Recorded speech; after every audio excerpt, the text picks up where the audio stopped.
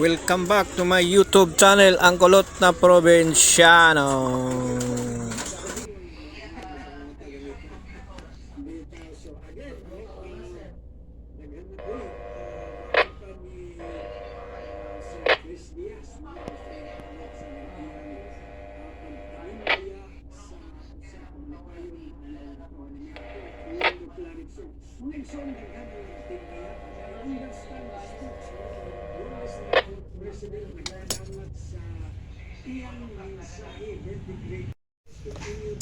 Online home audio speaker, online na unbox tayo, online na final sa 17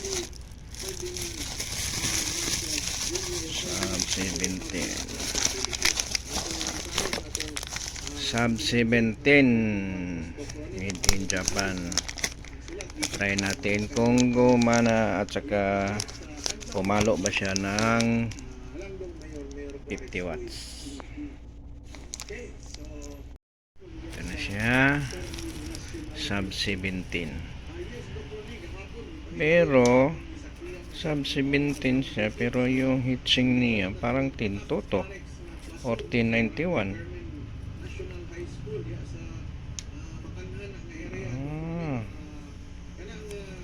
May butas pa sa gilid. Hindi to dito brand new tingnan natin yung paa. Tingnan natin yung paa kung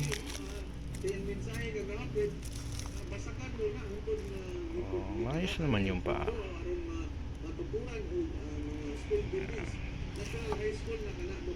Sub 17, pero may butas na parang nadaanan ng saka gas na yung gilid. Ayan, gas na yung gilid. Butas na parang nadaanan ng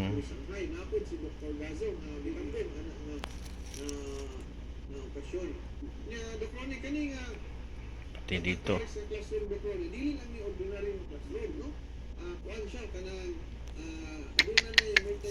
Try natin kung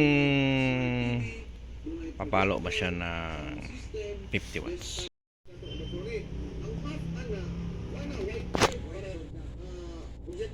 Toshiba Kito. Tapos yung heatsink niya parang ganun lang, walang curve. Di katulad nito, may curve, parang 1022 at saka 1019. Ayan, may curve. Ito walang curve. Yan, ipapalit natin. Try natin kung papalo ba siya ng 50 watts. Let's go. Yan, tanggal na natin yung sub 17. Papalit natin tong bago. Ito yung kaibahan nila. Itong sub 17 walang key. Itong sub 17 to may Kito. Parehas lang Toshiba. Ang nagdiferensya lang yung heatsink niya. Yung heatsink niya nakaganon ang forma. Ang heatsink dito is ganito, walang pa curve. Yan. Let's go. Try natin kung papalo talaga siya.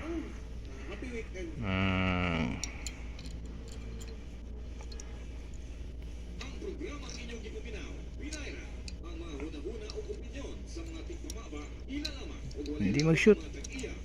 Yan.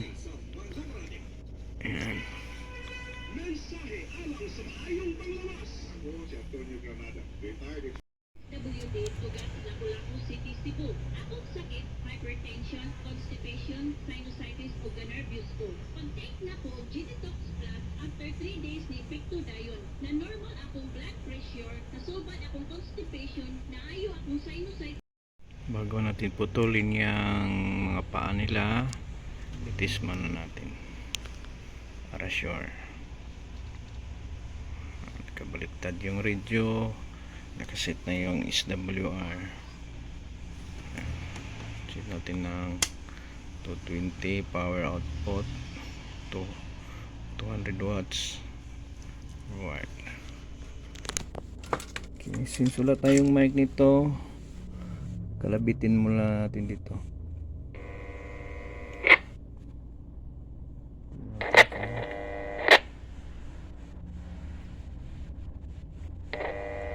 Yan ang sinasabi ko.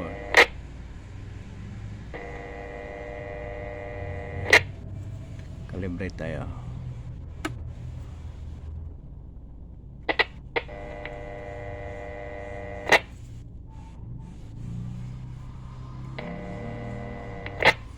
Sobra. Yan. Tapos power.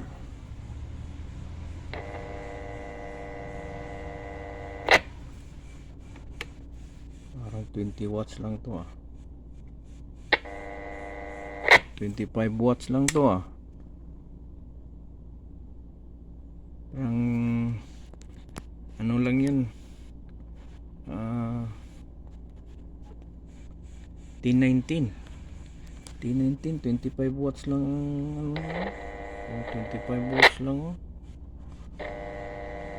naka high power naman to. Radio, naka high power na ang radio.